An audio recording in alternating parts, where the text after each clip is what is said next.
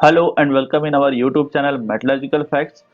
We are doing WISEC RINL Junior Trainee Previous Year Paper Solutions in this video series, and we are doing metallurgical engineering question, and this is part 4 of this video series. Before this, we have given 3 parts of this video series. In that we have solved 2019 paper till 27 questions. Okay, so if you want to watch those videos, go through our playlist of Junior Trainee and watch that videos. That will be very beneficial for your upcoming exams. Also, that will be useful for GATE aspirants in point of view of practicing of metallurgical engineering questions. So the first question of this video is, which of the following heat treatment process is used to produce magnetic structure in steels? Okay, so they have given 4 options, that tempering, sub-zero treatment, mud tempering, quenching, and tempering. Okay, so here one thing in addition I will tell you that this mud tempering is also known as mar quenching, and it is similar to this quenching. These both will produce martensite. Mud tempering and quenching both produce martensite. Just in this smart tempering, we can avoid the crack cramps. Okay, so that's why these are similar. Just we hold for some time in some temperature range in mud tempering processes. Okay, and the question is about to produce magnetic structure in steels, which heat treatment is used. Okay, so here the option is correct option is ostempering. Ostempering is used for producing benite. Okay, so ostempering is basically hardening treatment, which in which austenite transforms into the benetic structure. That is, if you know about the lower benite and upper benite, so most specifically it may be lower benite. Okay, so this is the objective of this austempering, is basically to reduce the distortion and cracks in high carbon steels. That's why we use austempering, and we produce benetic structure by this process. So correct answer for this question is A part, austempering. The next question is not a pressureless compaction technique. Okay, so they are asking about these. They have given 4 options, that is slip casting, cold isostatic compaction, tape casting, vibratory compaction. Okay, so these all are manufacturing under a manufacturing process, or most precisely this is comes under the casting process. Okay, so give from given options, you have to identify which is not pressureless compaction technique. Okay, so for this question, you can have idea about the options, that for which process we use pressure. Okay, so the cold isostatic compaction is the process which is not a pressureless compaction. Okay, so this cold isostatic compaction is correct answer for this question. So B is correct. The next question is from NDT questions. Okay, so in dye penetrant inspection, water washable penetrates belongs to. There are 4 options: non-emulsifying tape type, post-emulsifying, self-emulsifying, and solvent removal type. Okay, so these all are the type of emulsifiers. Okay, so this depends on the process during the dye penetrant inspection. That is also most known as liquid penetrant test, if you are using liquid. And in this they are asking about water washable penetrates belongs to. Okay, so water washable penetrates are available as fluorescent or visible penetrants in multiple sensitivity level for fluorescent penetrant. Okay, and this water washable penetrant generally belongs to the self emulsifying type. Okay, so I have already told you about these all entity techniques in one of the previous video. And here just we have to relate this water washable penetrates by this emulsing type. So self emulsifying type is correct answer for this question. So C is correct. The next question is, which of the following elements are used to control the intergranular corrosion in austenitic stainless steel? Okay, so they have given 4 options with the set of two elements. Okay, so chromium and silicon, carbon and silicon, chromium and carbon, and niobium and titanium. Okay, so first of all, we will see what are the ways of avoiding this intergranular corrosion in austenitic stainless steel. Okay, so how we can prevent this intergranular corrosion in austenitic stainless steel. So the first thing is by reducing the carbon level carbon level in stainless steel, I'm writing as is less than 0.05%. Okay, so if the carbon percentage will be less than 0.05%, we can avoid the intergranular corrosion in austenitic stainless steel. The second thing is by quenching the stainless steel by quenching the stainless steel from a high temperature from a high enough temperature to prevent the carbide precipitation. Okay, what happens if we do the quenching of the stainless steel from high enough temperature? So by this way we can avoid the formation of carbide precipitation. Okay, to prevent the carbide precipitation. So basically this carbide precipitation means we can avoid this chromium T Cr23C7. Sometimes they will give in options like that what carbide precipitation forms during this intergranular corrosion. Okay, so the third thing is by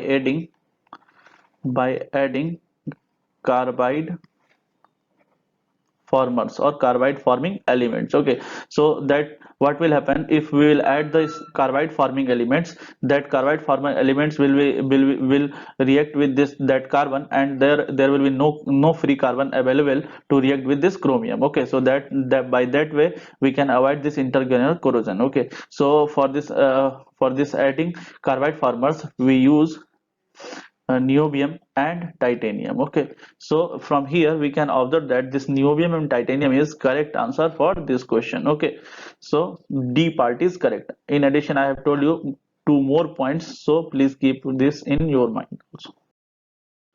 So the next question is pitting resistance of austenitic stainless steel cannot be improved by addition of. Okay, so just we have, suppose we have stainless steel and we want to avoid the pitting resistance. So the first element we add in stainless steel, that is MO, for avoiding pitting corrosion. Okay, so this is used for pitting resistance. The second element we use 2% silicon we can use for making type 316 stainless steel.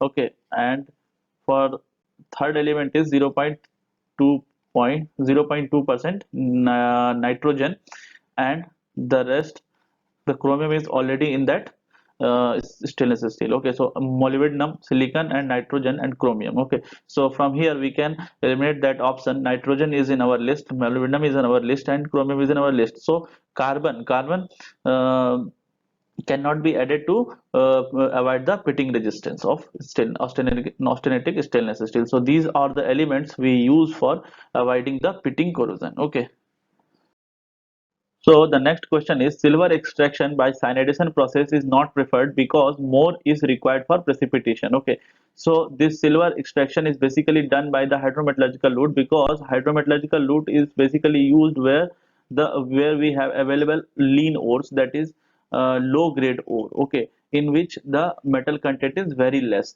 where there we use this hydrometallurgical process, and in that hydrometallurgical process we use solvent extraction, ion exchange, precipitation. Okay, so all these processes are basically for using for the purification of that silver after the leaching processes. Okay, so here they are asking about why this cyanidation process is not preferred, because we do the silver cyanidation, we do the silver cyanidation by using this zinc. Okay, so so I have already discussed about this cyanidation process in one of the video, so here I will not tell you in detail. So the silver extraction by the cyanidation process is not preferred because more zinc is required for the precipitation. Okay, so A option is correct for this question. Sulfur, that doesn't mean anything. Lead is also incorrect, and copper is also incorrect. So zinc is correct answer for this question. So the next question is does not belongs to the acid refractory class, and here in this fill in the blacks we have to identify from these four options that silica, magnesite, fire clay, or mullite, which does not belongs to the acid refractory class. So for this question, before doing this question, we will see what are the acid refractory and basic refractories examples. Okay, so we will see only the examples of these refractories. So in acidic refractory, the mainly we use alumina, silica, zirconia. Okay, so zirconia refractories, you can say zirconia, and fire clay bricks, mullite. Okay, so these all are basically the acid refractories: alumina, silica, zirconia, fire clay bricks, mullite. Okay, and from basic for basic refractories we can say that all the magnesium oxides and silic and calcium oxides are basic refractories, or as a compound you can say magnesia. Magnesia is an example. Magnesia is example of the basic refractory. The next one is dolomite. Dolomite is most familiar, and limestone is also example of basic refractory. And the other one is magnesite. Okay, so this magnesite is basic refractory basically, and here they have given four options: silica, magnesite, fire clay, and mullite. So from here, these options we can identify that this magnesite is a basic refractory. Okay, so we can say that magnesite does not belong to the acid refractory class. So B is correct answer for this question. The next question is the amount of ferrite in perlite in 0.8% carbon steel at room temperature is. Okay, so for this type of questions I have already given one video, that is application of lever rule in iron carbon diagram. Okay, so for this question we can find that the terminal points for identifying this the amount of ferrite. Okay, so what are the terminal points? That is zero, that they are asking about the room temperature, that may be that we can take at 0 or 0.02, that doesn't matter much. Okay, so this 0.8% carbon steel is given and 6.67. Okay, so they are asking about ferrite, and this is basically the mixture of alpha plus Fe3C, that is ferrite plus cementite. Or you can say that for if for hypo region we identify pro alpha and perlite. For hyper region we find the pro cementite and perlite. So for the having good idea about this numerical type of questions, go through our physical metallurgy playlist and watch that video of application of lever rule. Okay, so here I will tell you only the how to calculate the amount of ferrite by this carbon percentage. Okay, so if you want to identify this W alpha, that is amount of ferrite, that this is basically the fraction. Okay, if we will multiply it by 100 we will get it into the percentage. So W of alpha is equals to, see, we have to identify this region, so we will take the opposite arms, that is 6.67 minus 0.8 by 6.67 minus 0. Okay, so this will be approximately equals to 0.88%, and that if we will multiply it by 100 we will get something 88%. Okay, and more than that 88%. Okay, so for this question from this option we can identify that 88.7% is correct for this question. So A is correct answer for this question. The next question is a rate of strain hardening. They have given 4 points. Four statement is basically, and the four options are also given. So which are correct for this question? We have to identify. So rate of strain hardening is lower for SCP metals than cubic metals. Is higher for SCP metals than cubic metals. Increases with increasing temperature and decreases with decreasing temperature. Okay, so here I will tell you that this rate of strain hardening is basically the inversely proportional to this temperature. Suppose if we are increasing this temperature, then this rate of strain hardening will decrease. Okay, so one thing is clear that this 4 is correct. Okay, so 3 is wrong because this is the direct relation. And for these two statements we have to identify like that.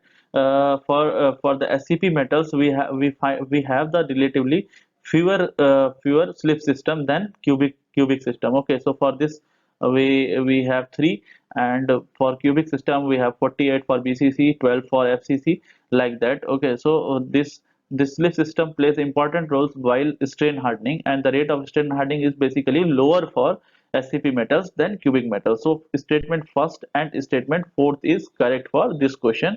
So now we can easily tick the option. So A part is correct for this question. Thank you guys for your attention. Hope you have learned something new in this video. We will try to add few more parts of this 2019 previous year paper as soon as possible, and we will also add the 2018 papers in this video series. Subscribe our channel and press bell icon to get notifications. Thank you.